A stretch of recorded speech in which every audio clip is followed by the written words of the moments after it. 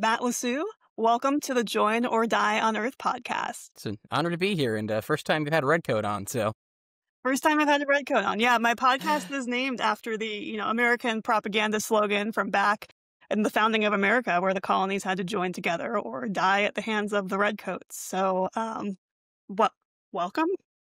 I mean, aside from the traitorous commentary on, His Majesty, I'll let that slide in this case. But yeah, it's an honor to be here. It's really cool that you're doing this, and I'm really excited to talk a little bit about SERA and everything else in between. Yeah, thank you. We connected over Instagram. So Matt is a SERA astronaut candidate for the global seat. So Matt and I are in competition technically, but we're going to sit down. I think our interests are aligned in terms of science and everything, probably. So I think this will be fine. Maybe not in terms of who is how we should be governed, but I'm not actually a monarchist, but I do play the part pretty well. Excellent. Well, so how did you find out about the SERA competition? Kind of an interesting story, and there's always fun ones. I've always had a diverse set of interests. We'll put it that way, as evidenced by the guy wearing a red coat in the middle of this conversation. But I've always had an interest in space. I've always had an interest in space exploration in general, and this whole SERA thing was kind of a happenstance in a lot of ways, because I had explored the idea of moon DAO and getting involved in that. I'm not terribly heavily involved in that because cryptocurrency is a little bit too complicated for my very small brain. But aside from that, someone mentioned it and I was like, this sounds really interesting. It's a global, both a contest and a global opportunity to send astronauts from countries that have not been historically represented in space. That sounds really cool. And kind of my whole interest in myself in this too is, we're coming up on the semi-quincentennial. I believe I got that right. Semi-quincentennial of the American Revolution. I'm very active as a Revolutionary War reenactor, as you may have guessed. And it was like, it would be a great, interesting footnote to be like, well, we're going to celebrate this incredible milestone and this significant moment in history. Look how far we've come over 250 years. Look how we've decided to choose to start celebrating our past. It's a fascinating topic that I also have a lot of interest in, especially historic conservation. I'm active in those spheres as well. And from that, it just kind of, progressed into, well, why don't I give this a whirl? It's kind of a silly, absurd idea of like, well, that's definitely an interesting tagline. So that's kind of how I got interested in this. And I got in pretty early too. I think if you win, you're going to have to wear blue. I got a blue coat in my car, so I'm not that worried about that. It was an interesting opportunity. I'm like, what the hell? Why not? Life is short. You might as well try the things. That's kind of how I got into reenacting to begin with. It's kind of how I got into a lot of my little side pursuits. You do things, and that's just half the fun. How'd you get into reenacting? So back in college, that's a great way to start these things.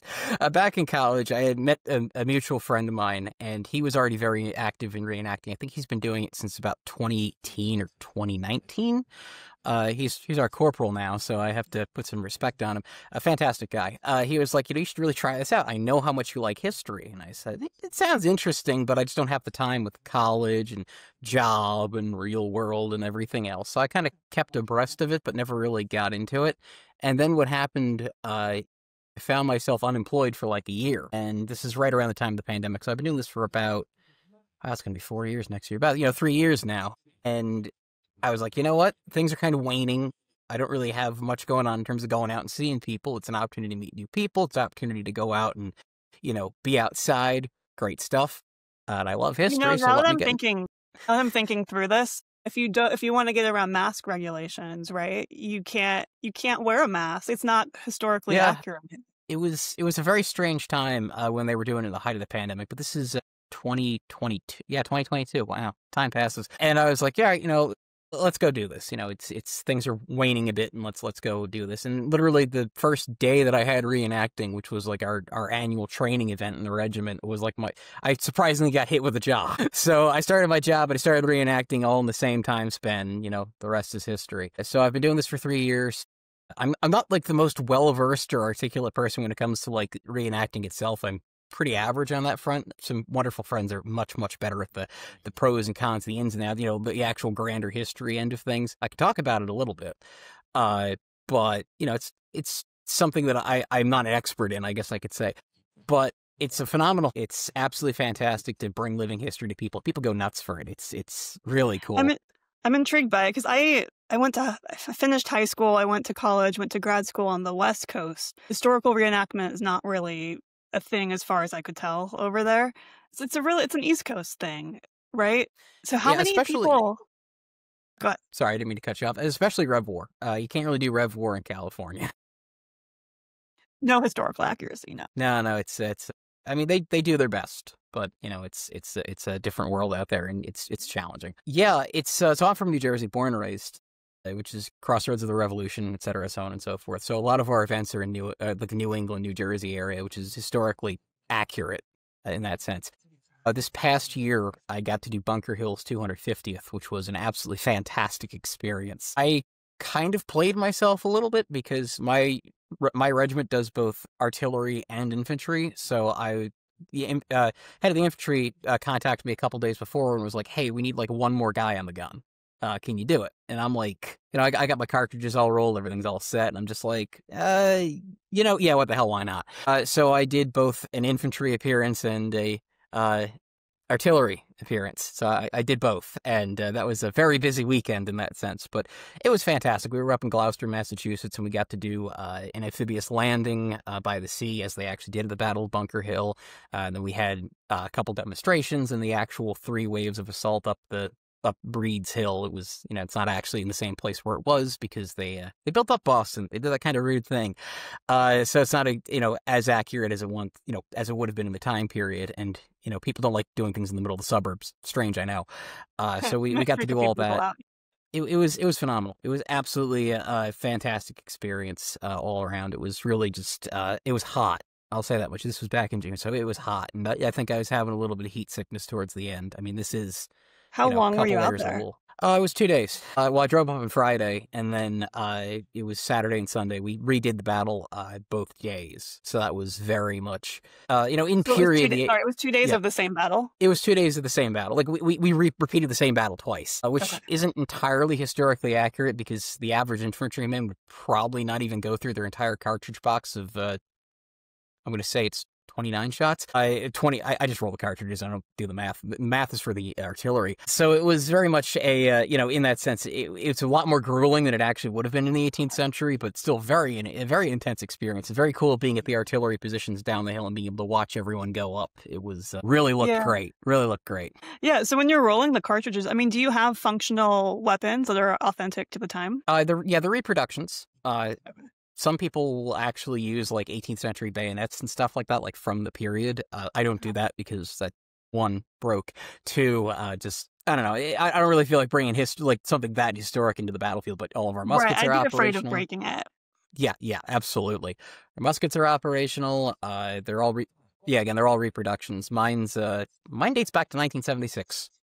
Which is kind of funny. There was a reproduction batch that was made about that time. Hasn't misfired on me. So very lucky for that. Okay. Cartridges themselves are, they're blanks. They're like 120 grains of black powder, and we have little measures and everything else, do it all ourselves. So it's quite fun. How many people do people come and watch this? Do you bring in a crowd? Yeah, surprisingly. You wouldn't think that like reenacting would bring a huge crowd, but at Bunker Hill we probably had couple thousand attendees, I want to say. I mean, they were outside of the battlefield itself. There was like a sea of them going out, and that was really, really cool to see. But No, I've never seen, like I said, West Coast. I've never seen a reenactment. Yeah, it's my regiment actually has a copy regiment, I guess you could say. Like they're the same, representing the same regiment that's out west, which is really cool. Haven't spoken to any of them, but they do events out there. And it's more like in the demonstration sort of sense of things rather than like mimicking a period battle or anything along those lines. Obviously, because of California, not a lot going on out there. Yeah, well, I am in Texas now, but I still haven't seen any reenactments. Our police downtown do ride horses. That's cool. Yeah, cavalry is always fun. Mounted is always fun. They wear bright green uniforms in the British Army, which is really awesome. Bright green. They look great. And I've got to ask too, how did you choose which side to join? Well, first of all, the quote-unquote bad guys have more fun. Like, I'm using quote-unquote, they're quite, humorous. But there's a very small number of people who do British. It's a very close-knit bunch. I know pretty much almost every single other group out there right now. And then the Americans, everyone wants to do American. Everyone wants to do Continental. which is because that's, that everyone wants to do that. Also, just to interrupt the actual interview. All right, am I still coming through okay on the camera? No, the camera is Oh, no. What is it doing? All right, so coming back after some technical difficulties, it turns out you don't get great internet connection there in the 1700s. Yeah, unfortunately, I am, going through the time vortex, as John Townsend always puts it. Sometimes there's some technical difficulties. I'll also blame myself a little bit in that one, because I was like, oh, I can just use my phone as a webcam. It'll be easy, they said. It turns out the answer to that is it overheats and freezes. Lovely. So you just have to imagine my wonderful accoutrements and me going on about this. Well, I think what I was about to ask you was, how did you choose sides? You're a redcoat. Why did you choose redcoat? Great question. And it's kind of a two-part thing. One of them is that's what my friend was doing. My reenacting regiment's been around since 1966. I'll have to actually clear with the major if I can reference it, but we've been around for ages, oldest one in the country at this point doing Rev War as far as I'm aware, and we predominantly do British, and one of the big reasons we predominantly do British is that the British group is very tiny. There's not a lot of British reenactors out there because nobody wants to play the quote-unquote bad guy. I did do the finger quotes in that thing for everybody's context, and the thing about that too is everyone wants to do Americans. There's tons of Continentals, tons of Provincials, not a lot of British. And so that means not only do you kind of know everybody, which is fantastic, it's a very tight-knit community, and also you get to go to a lot of events because they're very much in demand. The Continentals have to have somebody to shoot at. And that's kind of one of the big reasons why I decided to wound up doing British. I just fell in love with it. We also look really great on the field. The red coat makes you feel pretty spiffy, I'll be honest. It does get warm, though. It does get very warm. And that's one of the big reasons. And also, I think it's important because, when you talk about the history of the Revolutionary War, it's one of the big missing contexts. I think a lot of people have the pop understanding of the Rev War as like the Americans rising up to fight the British, but that's not really what the motivation was. In a lot of ways, it was very heavily based on the idea of the Americans or the colonials enforcing their rights as Englishmen for what that meant in the 18th century. And a lot of the early anger, especially around the time of the Olive Branch Petition and the early complaints to the throne, were to ask the king to rein Parliament in. They were more angry at Parliament than they were George III. And of course, over time, that anger got directed on George III, especially after his rebuttal to the Olive Branch Petition, where he decided to declare the colonies an open rebellion. And that was a turning point in the idea of what the war would be, what the idea of asserting their rights would be, and kind of shaped like the Revolutionary War as we know about it from the Declaration of Independence onward. But very much the original impetus of it was, well, aren't we Englishmen too? Aren't we entitled to the same rights as those in the Isles? Right. That's no what the crux of it taxation was. without representation. Exactly. And there were even people in Parliament who were sympathetic to the revolution, which is a fascinating footnote in all of that. And they had gone out and said, and I wish I could remember names off the top of my head, but they had gone out and said, hey, they have a point here, and we should listen. There was one fella, and again, I wish I could remember the names of these individuals because they're so fascinating, who would just wear George Washington's army colors. To British Parliament? To Parliament. Because he was that mad about it and wanted to show them, like, you're not listening to them. And even to some extent, in a lot of ways, when you look at the very early phases of the war, there were sympathies even within the British Army on the idea. General Howe, who was the original commanding officer, had great ties to Boston, and he was sent to go break the garrison that the provincials had formed. And so in some ways, some have argued that he was light on the colonists because he was ultimately sympathetic to the American cause and the American ideal, and like who they were as people, and he respected them tremendously. And that's an interesting factor in the very early days of the war. Again, this is like 250 years ago to this day type stuff. It's why I love the Rev War, because it's so fascinating in so many ways, and we have the pop culture image of George Washington crossing the Delaware and these great moments of action and a very clear-cut thing, but it was a lot more complicated, a lot more divisive, and a lot more interesting in a lot of ways. Like even in New Jersey, one of the reasons why New Jersey was the crossroads of the Revolution was because it was split almost into thirds. There was 1/3 that were loyalists, 1/3 that were in favor of the revolution, 1/3 that just really wanted to be left alone. And that middle third would kind of swing in either direction depending on how the war was going at the time. So again, a lot more complicated than the nice, simple, clean thing that we talk about is like one of the cornerstones of American history. And I think that's why I love it so much. Plus, it's really, really fun to do a bayonet charge. Yeah, well, speaking of that, do you have any special plans for the 250th birthday of America next year? We are waiting to see where we're going to be going for that. Bunker Hill was a really big one for us. But I'm sure we'll be doing something on the 4th of July, whether dressed as British or dressed as American. Our regiment does both, which is really cool. And we'll see how that pans out in the long term on that. But yeah, that's one of the things to really look forward to. It's going to be in less than a year, and I haven't even gotten a present yet. But yeah, What do you give for 250 years? I don't know. Maybe a really nice bottle of champagne, best I can think of. But yeah, it's a great joy, and kind of one of the reasons why I've gotten interested in SERA and this whole space thing is, as I touched upon earlier, it's this really great opportunity to go out and celebrate this monumental milestone. And it's a milestone in a lot of different ways. Not only is it the 250th anniversary of the Revolution, it's the 60th anniversary of the oldest reenacting regiment. This entire hobby has developed a history unto itself, because there were early reenactments that existed prior to about the 90s and 1960s, but they're very much these low-key, not exactly a great understanding of the history and authenticity and other things along those lines. And it's really around that time frame that people really started to look at the hobby and said, wow, we can really bring a lot of technical knowledge into this. We can do the research. We can figure out, find surviving coats, find surviving muskets, find surviving buttons. The buttons, and I know my cameras decided to stop working. Even my buttons are reproductions of buttons that were found in an archaeological dig site. So all of that is very much, carried into the history of reenacting on the whole, and it really is kind of a big milestone for historic conservation, like, at large. Probably there's other conflating events that happened. I think the biggest one to talk about, and the biggest one that I'd like to mention, is the loss of Old Penn Station in New York City, which was demolished in the 60s. It used to be beautiful. Yeah, it was stunning. But yeah, I lived in New York City before I moved to Austin, and Penn Station is just not somewhere you really want to be now. Yeah, it's a big cube. Yeah. It's very it's tragic. And the loss of Penn Station in that time frame, again, around this time frame, it really was the point in which people started looking at a very young country with very young buildings and saying, these aren't just, old buildings that should be demolished. These are things that should be preserved. And the loss of Old Penn Station led to the creation of the National Historic Preservation Act, and it led to the saving of Grand Central Station. Like, nobody in this country, nobody in the world even would say, like, we should demolish Grand Central.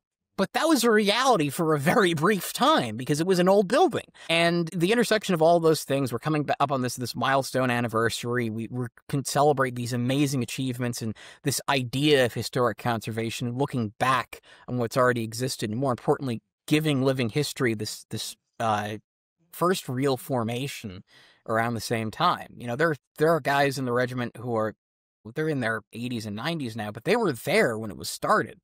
So this whole idea, our whole modern idea of historic conservation is very much a recent invention. I think that's absolutely something worth celebrating and highlighting. That's, again, one of the reasons why I'm interested. Like, in addition to all of this, and depending on what you've been keeping tabs on, this may or may not be a surprising thing, but I'm very heavily involved in an organization that's trying to save the former SS United States. What is that? Is that a ship? Yes, it's the largest and fastest passenger ship built in the United States. She's currently in Mobile, Alabama, prepared to turn into a reef, and we're trying to halt it under the National Historic Preservation Act and a few other things. In addition to all these other things, I'm curious about the ship now. What was the ship used in? She's a passenger ship. Well, she was partially funded by the U.S. Navy as a troop ship because those proved to be invaluable, taking ocean liners and turning them into large passenger carriers during World War II. So the Navy funded her development. She borrowed a lot of technology from the Iowa-class battleships. Some elements of her are still classified. We also just happened to get a fantastic ocean liner out of the deal. I mean, this is the real last gasp of the ocean liner as a peacetime prestige thing.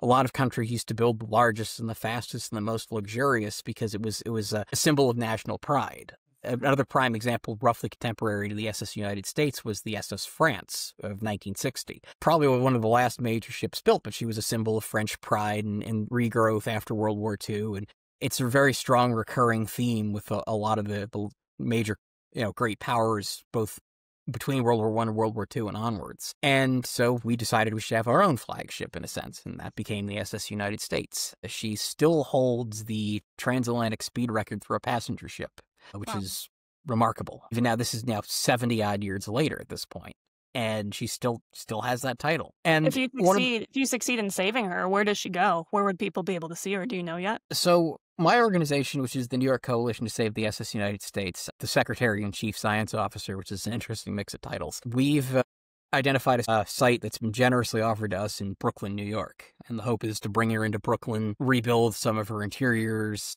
open up available space for real estate, data centers, so on and so forth, and just have a place where we can have this ship for another, 75 years as the symbol of American achievement, really.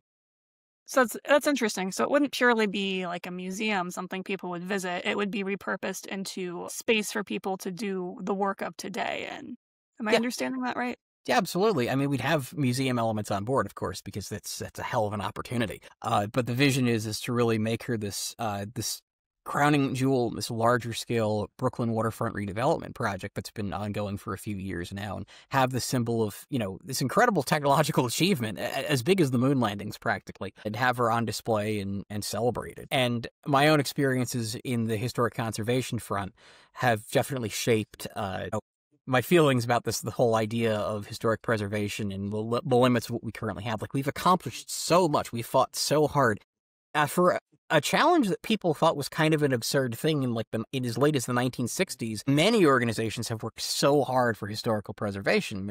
But there's still limits. There's still things, loopholes, limits, issues, challenges, and the NHPA doesn't go entirely as far as maybe it should, and that's a whole other conversation to have. But that's been an honor to be a part of in a lot of ways, regardless if we succeed or if we fail.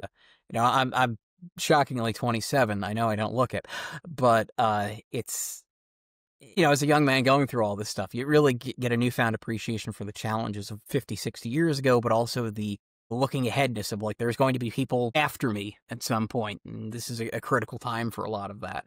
So, I guess the big dream would be, we got this big anniversary coming up. It'd be phenomenal to save the ship that bears the country's name back in Brooklyn, given a new coat of paint, and ready to stand as a symbol for what can be achieved when you believe in impossible things. And I think it's kind of a common refrain of a lot of interests that I do have, as someone who's an avid space aficionado, it's the challenge of doing something that feels impossible that makes all the other little impossible things seem attainable. It would be an excellent gift for the country too, for that 200. I think you found the right gift. There we go. Yeah, that's a good idea. That's a good idea.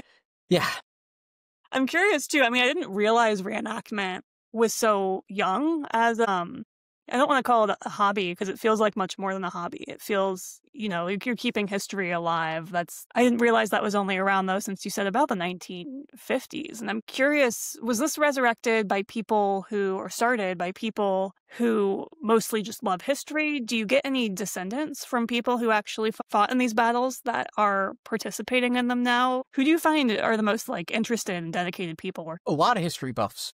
A lot of people who just genuinely love history, not even just specifically Rev War.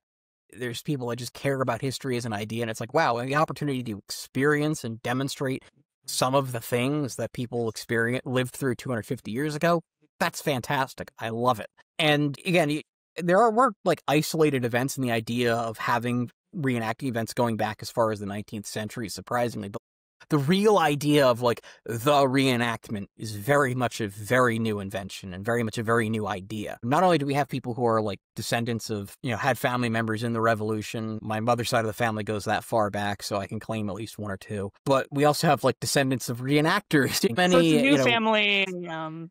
We've got some of my close friends are one of our artillery leaders, his son got involved reenacting and then kind of pulled him into it. So now both of them do it. It's always great to see them. I'm actually going to his wedding in a couple of weeks. The father, not his kid. God, I hope Matt's not gotten married yet. But yeah, so you have that wonderful, family did this, I'm doing it, or people that cross over from different time periods. Like, my family did Civil War, but Rev War seems way cooler. There's a lot of that too. There's a lot of that where people change between time periods and do other things. I know people that do French and Indian War. I know people that do War of 1812 within our regiment. So there's a lot of that just general enthusiasm about history that exists, and it just leads through in the people that do it. One of the other infantry people who, unfortunately, obviously isn't here because he lives down in South Jersey, but he's just an absolutely amazing orator. Like, he can get a circle of people around him, and he talks about everything, and he goes into the details. He's really he's a rock star. He's really someone to look up to. And he's a young guy. He's 30. But he's so passionate and so knowledgeable about these things. And you see the enthusiasm, like, reflect on the people watching. Like, kids ask the best questions. You get a lot of really dumb questions reenacting. Like, my favorite one and the classic reenactor question is that a real campfire? So, like, is the fire real, or are they asking? Yeah. Okay. If the fire is real, like, is that a real fire? Go touch it. But, the kids ask, insightful and good questions, and they always have some, like, really awesome ones. I wish I could think of one off the top of my head right now that's, like, really, really a good one. But, like I said, kids definitely, like, they say the darndest things, but they have the best insights on, like, watching something for the first time. Because, the adults all have their little preconceived notions and like to act like they know everything, and it happens sometimes. But generally speaking, the public is always very curious and very enthusiastic, which has always been just a great thing. Yeah, well, I've noticed this too in my own field. I'm a scientist. But I'm also teaching right now at a liberal arts university. And so I'm teaching some complex scientific topics to students that are not necessarily STEM majors. And the questions they ask are really quite insightful because they come at it from just a completely different angle and perspective, and it's all fresh. Absolutely. And I love that crosstalk between, outside and inside. I mean, as a geologist, like, that's what my degree is. And yeah, somehow a geologist got involved in all this, which is definitely probably the least interesting thing about me at this point. But there's always that crosstalk between different people within the sphere of geology. Like, you'll have geophysicists talking to people that specialize in just soft rock and sedimentology and talking about these things. There's a lot of very awesome interdisciplinary conversations that come about from that, which is really, really cool to see. And it's something that I've carried over into my professional life too.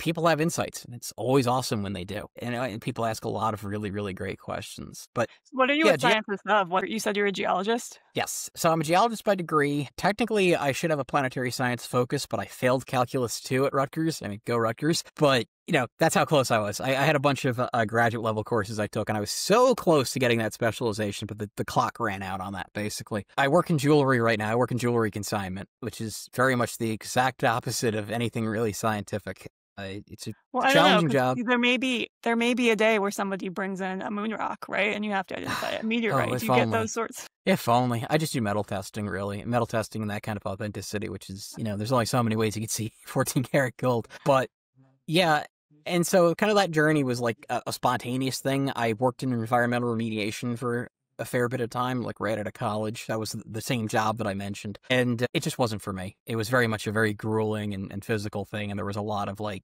company culture changed a lot while I was there. So I decided to leave on good terms and find something else. And the first thing I found was working in consignment. And I was like, okay, I'll do this for a bit and find another job. And that was like 2 years ago. So nothing so permanent as a temporary solution, I do enjoy it. I do look forward to getting more involved in the logistical back end of things where I currently work. But I never lost my passion for geology. I never lost my enthusiasm for the sciences in general. It's just that I want that enthusiasm for the sciences. Is that what's motivating your involvement with SERA, running for that seat? Absolutely. I think there's a lot of things. The biggest challenge I've had, because I have all these little exploits going on in my life, is that making space accessible is really one of the hardest things out there. There's so many interesting thoughts about what people want to do, and that ranges from things that are as simple as, like, memorabilia flights. So, like, oh, here's a space-flown watch, which is really cool. I have a project about that I'd love to elaborate on. All the way up to, like, I want to do actual scientific studies. I want to do, materials testing. I want to do long-term tribology testing and all these other things.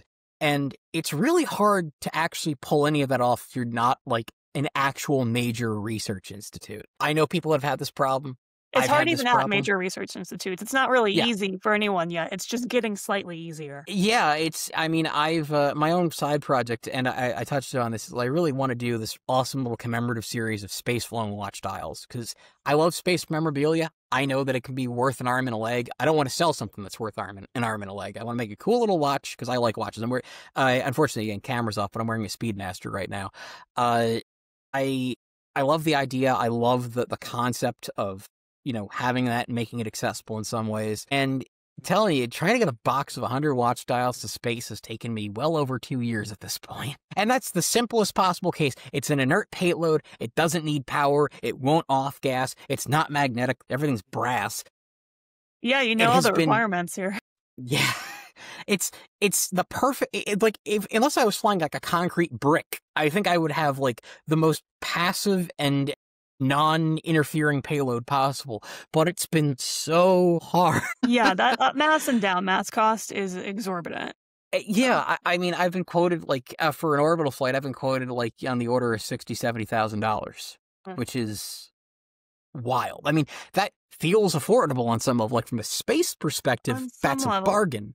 But from me perspective... From your perspective, yeah, I wonder, though, if the watches are nice enough, watches can be really expensive. What if you did sell them just to recoup at least the up-mass, down-mass cost? I mean, I could have a higher price on them, but I really targeted, making space memorabilia affordable, and that's kind of, at the forefront of my mind in the whole project. They're nice. They're very nice. And I've had the box of the dials just sitting on my desk for the last 2 years waiting to fly. In the quest of making space accessible, I think it'd be way cooler for somebody who's, a relatively average person getting a $500 watch and saying, this has been to space. That just makes it more personable and more accessible in so many ways. It's not just locked up in some wealthy collector vault somewhere or on the wrist of somebody you'll never actually get within 25 feet of or anything like that. That's kind of part of the inspiration of making that accessible. But that's... Yeah, there is a challenge.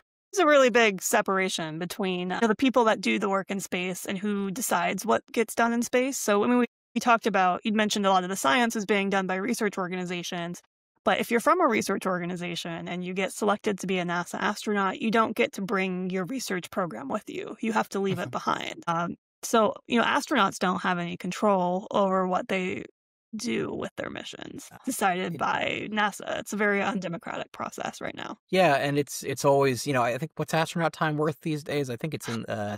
I have Kate Rubins told me on video somewhere. Yeah, it's incredibly hard to get any of that done. And that's the big thing that I hope here is yes, I'm running a very, in some ways, absurdist campaign in the idea of let's send a redcoat to space. Wouldn't that be fun and cool? In support of historic conservation, we're reaching out not just in terms of space across the planet, but time, forward and backwards. But I'd love to have the ability to bring some of that along as an opportunity. I think I've talked about this in the past, where it's you have the interest in the Astronaut Genome Project. Well, I'd be happy to donate to that. Yeah, that would be, yes, absolutely.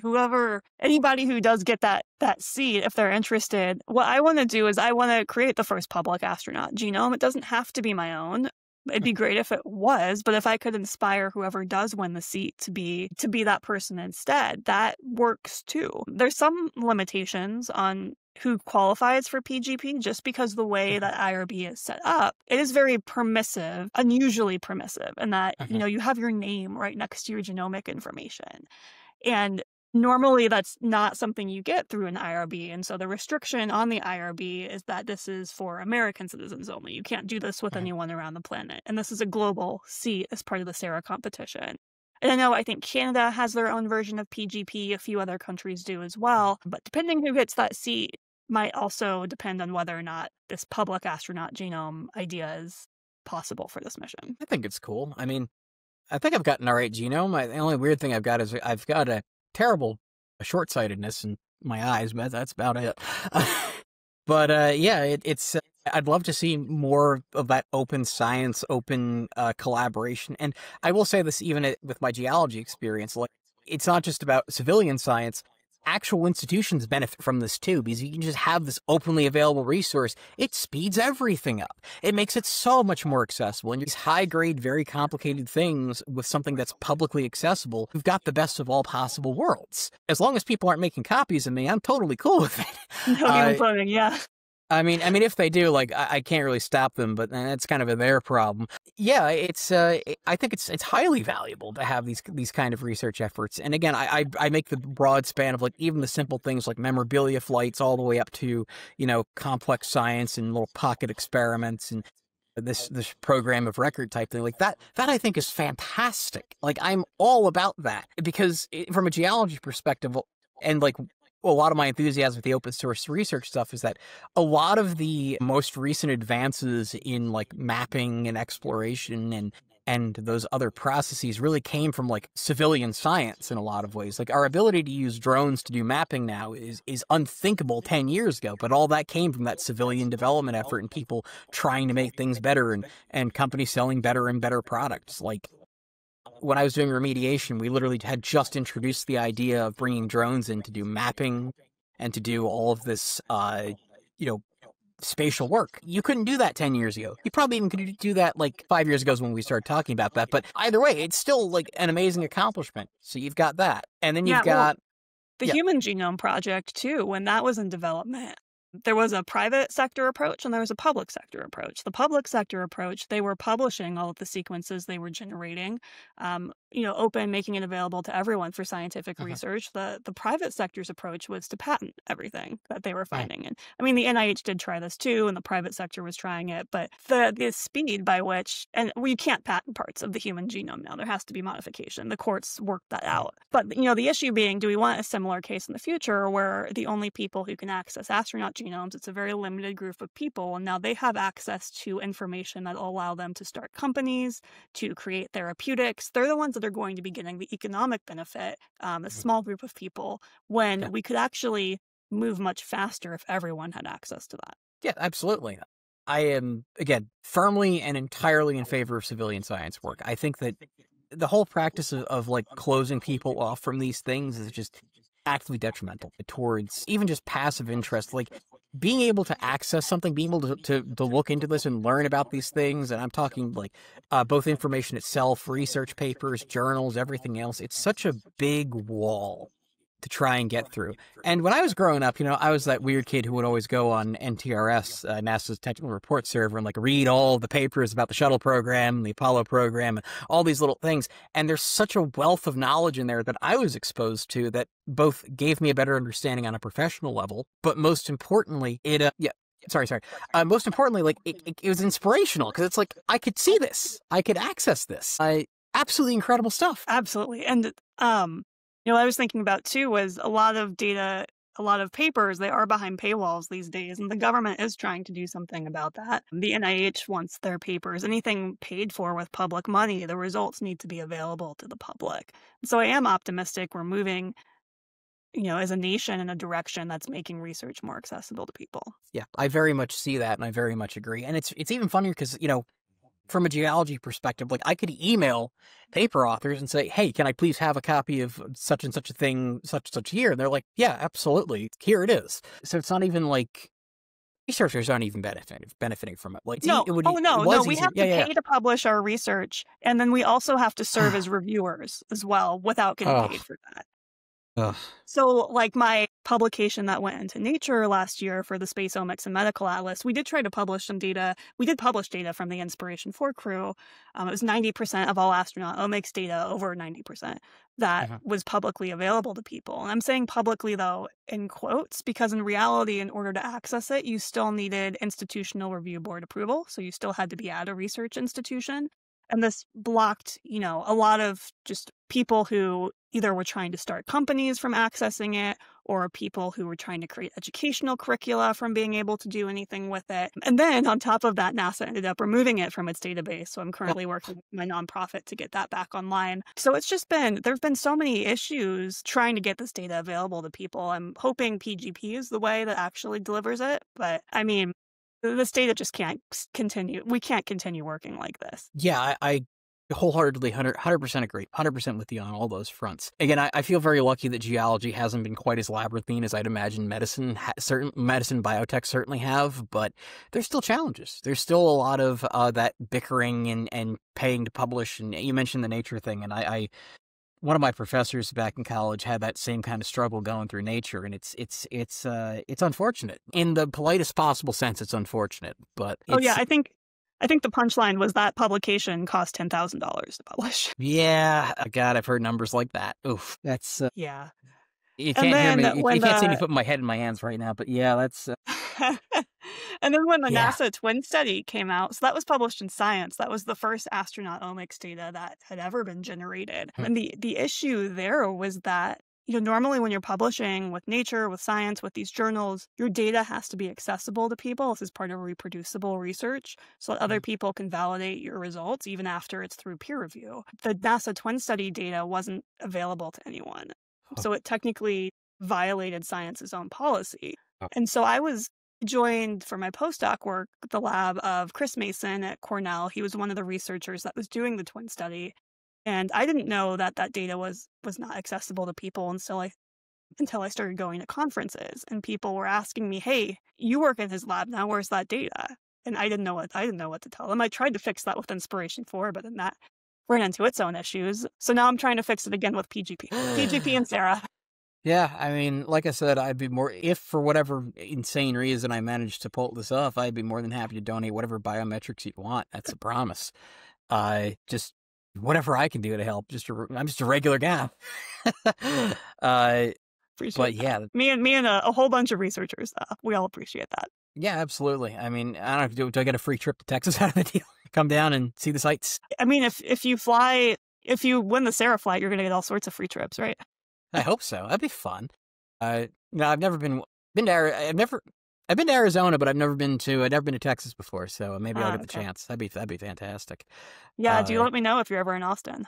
Absolutely. Yeah, it's and the high deserts out west are just absolutely stunning. God, I miss being out there. They're just really, Aldrin's quote sums it up. It's really magnificent desolation. Absolutely. Yeah. All right. Well, thank you so much for joining for the podcast Absolutely. episode. Thank you for reaching out to me on Instagram Yeah, too. no, For any other I always love talking about like reenacting and stuff like that. And this is one of the first times I've had the chance to like come out and be like, "Hey, reenacting is cool, kids. You should go do it." I'm very sorry about the technical malfunctions. I'll send you my profile picture from SERA so that way you can use that as a fill-in. Perfect. But yeah, it's been phenomenal to talk about this and listen and go over some fascinating things. And I really look forward to seeing how the SERA process goes. I'm really excited. I'll put it that way. Me too. I'm I'm like 226 on the list, but hey, miracles happen. You never know. Yeah, you never know with something like this.